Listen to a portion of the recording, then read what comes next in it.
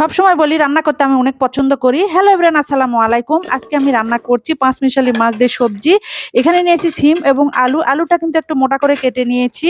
পেঁয়াজ দিয়েছি, কাঁচামরিচ, তেজপাতা। তেজপাতা আমি যেকোনো তরকারিতে দিতে পছন্দ করি, এজন্য তেজপাতা দিয়েছি। লবণ, হলুদ, আদা বাটা, রসুন বাটা, মরিচের গুঁড়া, ধনিয়ার গুঁড়া সব দিয়ে তেল দিব। তেল দিয়ে আমি ভালোভাবে কষিয়ে নিব। আমি কিছুক্ষণ ধরে কিন্তু মশলাটা কাঁচা গন্ধ না যাওয়া পর্যন্ত কষিয়ে নিয়েছি, যাতে কাঁচা গন্ধ একদমই না থাকে। এরপরে আমি দিব পাঁচমিশালি মাছ। এটা কিন্তু মাছটা আমি ভালো করে ক্লিন করে নিয়েছি। এরপরে আমি দিব, দিয়ে আর একটু কষিয়ে নিব। কষানো হলে কিন্তু আমি পানি দিয়ে কিছুক্ষণের জন্য ঢেকে রাখবো।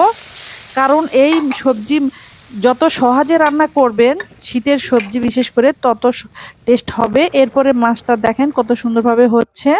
রান্নাটা আমার কমপ্লিট হয়েছে। রেসিপিটা যদি আপনাদের কাছে ভালো লাগে, পাঁচমিশালি মাছের রেসিপি, তাহলে আপনারা কমেন্ট করতে ভুলবেন না।